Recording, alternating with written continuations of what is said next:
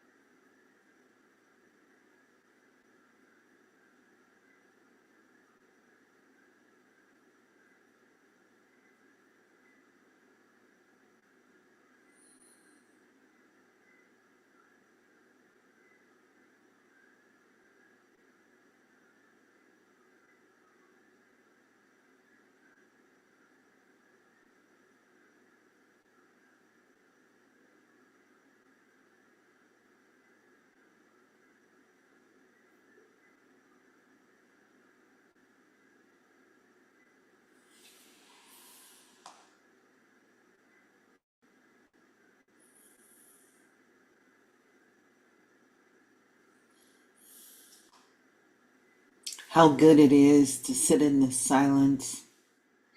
Again, our reading this morning comes from 365 Science of Mind, a year of daily wisdom from Ernest Holmes.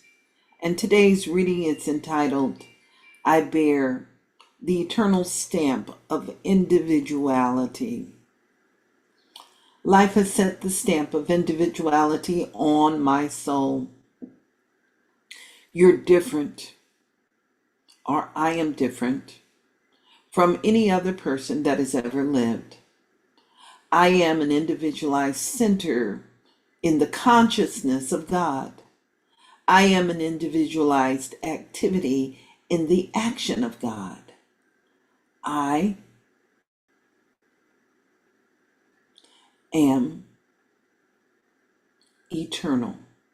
Therefore, I do not wait for immortality, for I recognize the resurrection of life is today. So I begin to live today as the immortal being I am, and all thought of death, all fear of change will slip from me. I will step out of the tomb of uncertainty into the light of the eternal day. So I say, I know that every apparent death is a resurrection. Therefore, I gladly die to everything that is unlike good. Joyfully, I am resurrected into that which is beautiful, enduring, true. Silently, I pass from the less to the more, from isolation into inclusion, from separation into oneness. Today, realizing that there is nothing in my past that can rise against me, nothing in my future that can menace the unfoldment of my experience. I know that life will be an eternal adventure. I revel in the contemplation of the immeasurable future, the path of eternal progress, the everlasting of my own being, the ongoingness of my soul, the daily renewed energy and action of the divinity within me that has forever set the stamp of individualized being on my mind. I invite you to breathe right now, and as we breathe, we remember these holy and sacred words by Judge Thomas Trowerk, remembering that our mind is a center of divine operation and that we are all one, an individualized expression of this one infinite presence, and that our presence matter, that our presence fulfills the presence of good. It is sustainable, and it is the essence of life.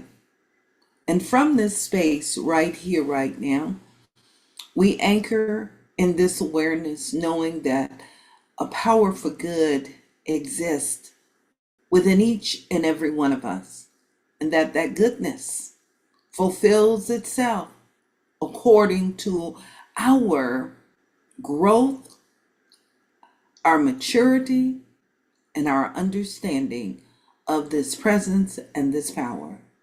So today we anchor in this awareness.